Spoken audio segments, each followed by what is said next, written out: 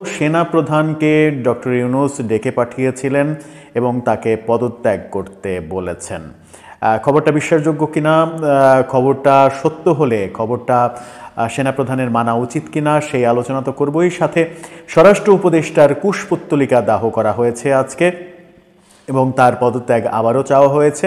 উত্তেজনা তৈরি হচ্ছে স্বরাষ্ট্র উপদেষ্টাকে নিয়ে একের পর এক, সেই আলোচনাটাও করব এই ভিডিওতে। থাকে বলছিলাম সেনাপ্রধানকে ডক্টর ইউনূস ডেকে পাঠিয়েছিলেন এমনটা শোনা যাচ্ছে। সেনাপ্রধানকে কেন ডেকে পাঠালেন? কারণ কদিন আগে সেনাপ্রধান রীতিমতো বোমা ফাটিয়েছেন। সেনাপ্রধান সরকারকে এবং সমন্বয়কদের সাবধান করে দিয়েছেন। দেশের সার্বভৌমত্ব নষ্ট হতে পারে এমন কর্মকাণ্ড চলছে, মব চলছে, আইনশৃঙ্খলা পরিস্থিতির অবনতির জন্য এই মব কালচার দায়ী, পুলিশের নিষ্ক্রিয়তার জন্য পুলিশের বিরুদ্ধে সরকারের অহেতুক অ্যাকশন দায়ী। এমনভাবে সরকারের নানা রকমের সমালোচনা করে সরকারকে রীতিমতো বেকায়দায় ফেলে দিয়েছেন।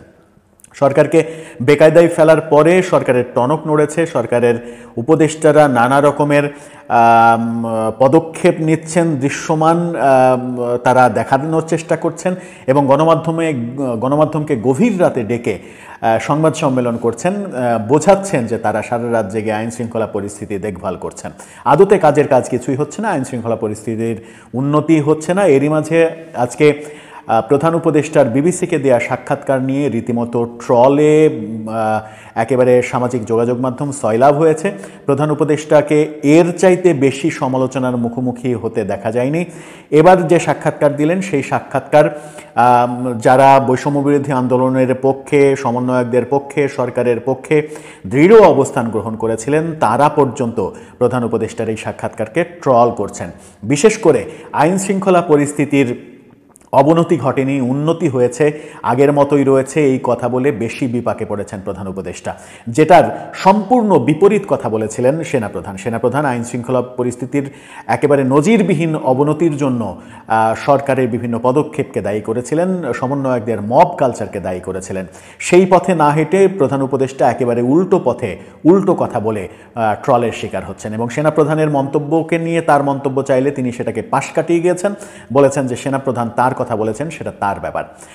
এরকম আলোচনার মধ্যেই একটা ব্যাপার ছড়িয়ে পড়েছে, সেনাপ্রধানকে নাকি ডক্টর ইউনূস ডেকে পাঠিয়েছিলেন এবং তাকে পদত্যাগ করতে বলেছেন।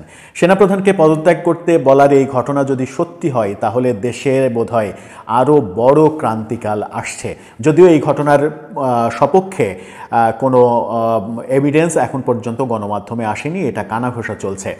বিদেশ থেকে একজন ইউটিউবার খুবই বোল্ডলি এই কথা বলেছেন বলেও শোনা যাচ্ছে। তার ইউটিউব কন্টেন্টে তিনি একেবারে স্পষ্টভাবে বলার চেষ্টা করছেন সেনাপ্রধানকে তিনি ডেকেছিলেন, প্রধান উপদেষ্টা ডেকেছিলেন এবং তাকে পদত্যাগ করতে বলেছেন। সেনাপ্রধানকে তিনি অনুরোধও করেছেন যে তিনি যেন পদত্যাগ না করেন। সেনাপ্রধানকে পদত্যাগ করতে বলছেন প্রধান উপদেষ্টা, এই কথা ছড়িয়ে পড়ার একটা ব্যাকগ্রাউন্ড তো নিশ্চয়ই রয়েছে। ব্যাকগ্রাউন্ডটা হলো সেনাপ্রধানের যে বক্তব্য এবং আজকে প্রধান উপদেষ্টার যে বক্তব্য, বিবিসিকে দেয়া সাক্ষাৎকারে যে বক্তব্য, সেই বক্তব্য একেবারে মুদ্রার এপিটোপিট। মুদ্রার এপিটোপিট এতেই বোঝা যায় যে সেনাপ্রধান যে কথা বলছেন সরকার সেই কথা মানছে না কিংবা আমলে নিচ্ছে না, কিংবা সরকার সেনাপ্রধানের ওই কথার পরিপ্রেক্ষিতে বেকায়দায় পড়েছে, সেই কারণে সরকার প্রধান তাকে পদত্যাগ করতে বলতেও পারেন। কিন্তু সেনাপ্রধান কি পদত্যাগ করতে বললেই পদত্যাগ করবেন? আর সেনাপ্রধান পদত্যাগ না করলে সরকারের কি এই মুহূর্তে ক্ষমতা রয়েছে সেনাপ্রধানকে অপসারণ করার? আমার মনে হয় নেই, কারণ সেনাপ্রধানকে অপসারণ করার ক্ষমতা একমাত্র প্রেসিডেন্টের হাতে, যে প্রেসিডেন্ট কিনা বর্তমান সরকারের হাতে নেই। প্রেসিডেন্টের সঙ্গে সরকার প্রধানের ডক্টর ইউনূসের দূরত্ব স্পষ্ট, আমরা 21শে ফেব্রুয়ারিতে দেখেছি। এর আগের যে ট্রেন্ড ছিল, প্রেসিডেন্ট এবং প্রধানমন্ত্রী একসাথে ফুল দেওয়ার জন্য দাঁড়ান, প্রেসিডেন্ট আগে হাত স্পর্শ করেন তারপরে প্রধানমন্ত্রী দেন। সেই ক্ষেত্রে এবার একেবারেই ব্যতিক্রম দেখলাম, প্রেসিডেন্ট ফুল দিয়ে শহীদ মিনার স্থান ত্যাগ করার পরে প্রধান উপদেষ্টা আসলেন, তারপরে ফুল দিলেন। তার মানে স্পষ্ট ব্যাখ্যা যেটা দাঁড়ায় সেটা হচ্ছে প্রেসিডেন্টকে প্রধান উপদেষ্টা এক ধরনের অ্যাভয়েড করছেন। তো অ্যাভয়েড যখন করছেন তখন বিবিসির এই সাক্ষাৎকারেও তাকে প্রশ্ন করা হয়েছিল যে প্রেসিডেন্টের সঙ্গে আপনার সম্পর্ক কেমন কিংবা যোগাযোগ আছে কিনা। প্রধান উপদেষ্টা সেখানেও দায়সারা উত্তর দিয়েছেন, বলেছেন যে এমনি যে তার সঙ্গে খোশ গল্প করার তো কিছু নেই, প্রয়োজনে যখন প্রয়োজন হচ্ছে তখন নিশ্চয়ই দেখা সাক্ষাৎ হচ্ছে, কথাবার্তা হচ্ছে, প্রয়োজনে হচ্ছে, প্রয়োজনের বাইরে তো দরকার নেই। এই কথাই প্রমাণ করে প্রেসিডেন্টের সঙ্গে তার এবং তার সরকারের দূরত্বটা চরমে। যখন প্রেসিডেন্টের সঙ্গে চরমে দূরত্বটা, তখন সেনাপ্রধানকে সরিয়ে দেওয়া সরকারের পক্ষে সম্ভব হবে না যদি সেনাপ্রধান নিজে থেকে সরে না দাঁড়ান। আর সেনাপ্রধান যে বলিষ্ঠ বক্তব্য দিয়েছেন কদিন আগে, সেই বলিষ্ঠ বক্তব্যের পরে অনেকে আবার ভাবছিলেন যে দেশে সেনা শাসন আসে কিনা। সেরকম নজির যেহেতু বাংলাদেশে এর আগেও রয়েছে, সেনা শাসন, বাংলাদেশের আইনশৃঙ্খলা পরিস্থিতির অবনতি, সেরকম লক্ষণ আমরা দেখতে পাচ্ছি। অনেকে আবার ফেসবুকে লিখছেন যে প্রতিটি সেনা শাসন আসার আগেই এরকম আইনশৃঙ্খলা পরিস্থিতির অবনতি ঘটেছে কিংবা ঘটানো হয়েছে। নানা রকমের লেখালেখি সামাজিক যোগাযোগ মাধ্যমে হচ্ছে। এরই মাঝে যখন এই কথাটা ছড়িয়ে পড়ল যে সেনাপ্রধানকে ডেকে নিয়ে তাকে পদত্যাগ করতে বলা হয়েছে, তখন সেই কথাটা যদি সত্যি হয় তাহলে সেটা সরকারের জন্য এবং রাষ্ট্রের জন্য বেশ ভয়াবহ রকমের ঝুঁকির কারণ হতে পারে।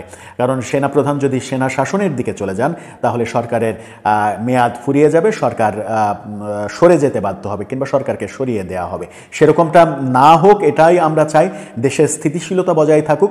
এরকমটা যখন চাচ্ছি আমরা, তখন দেশের স্বরাষ্ট্র উপদেষ্টাকে পদত্যাগ করানোর জন্য একের পর এক দাবি উঠছে। আইনশৃঙ্খলা পরিস্থিতি অবনতির কারণে তার পদত্যাগ এর আগে চাওয়া হয়েছে বহুবার। ঢাকা বিশ্ববিদ্যালয় থেকে ছাত্ররা তাকে আলটিমেটাম দিয়েছে, সেটা তিনি শুনেননি, একেবারে কানই করেননি। সেটার কথা, সেই কথার দাবির পরিপ্রেক্ষিতে তিনি সান্ত্বনাসূচক বাণী দিয়েছেন যে তিনি চেষ্টা করছেন উন্নতি করার। এবার তার আবারও পদত্যাগ দাবি করা হলো এবং তার কুশপুত্তলিকা দাহ করা হলো।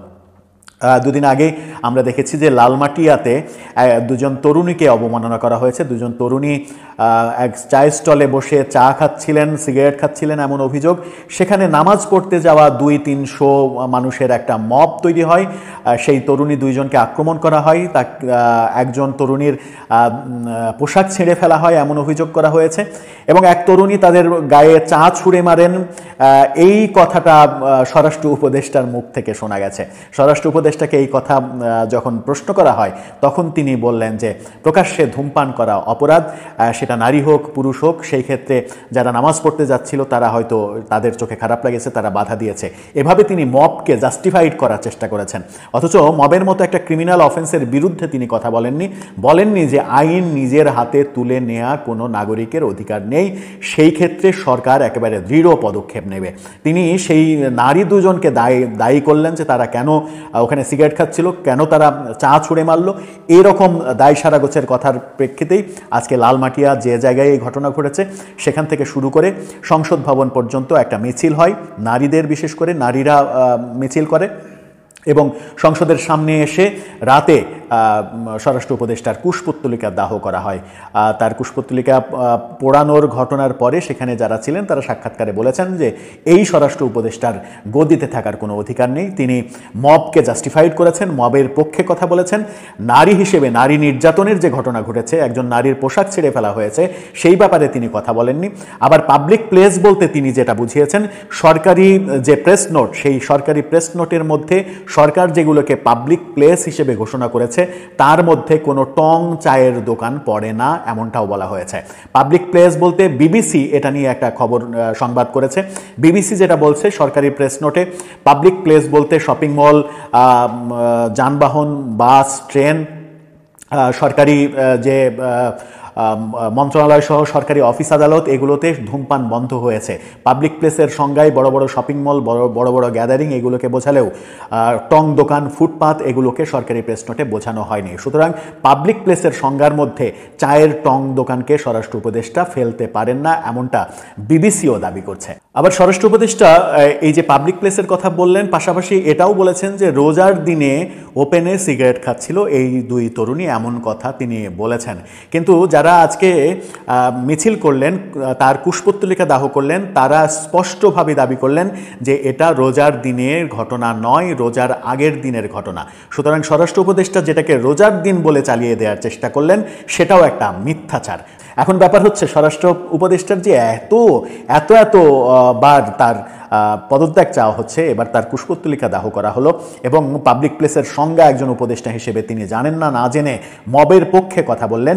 এই যে মবের পক্ষে কথা বলা, মবের পক্ষে অবস্থান নেওয়া, মব দেখেও নিষ্ক্রিয় থাকা, এই কারণেই যে আইন শৃঙ্খলা পরিস্থিতির অবনতি হচ্ছে, যেটা সেনাবাহিনী প্রধান স্পষ্ট করে বলেছিলেন।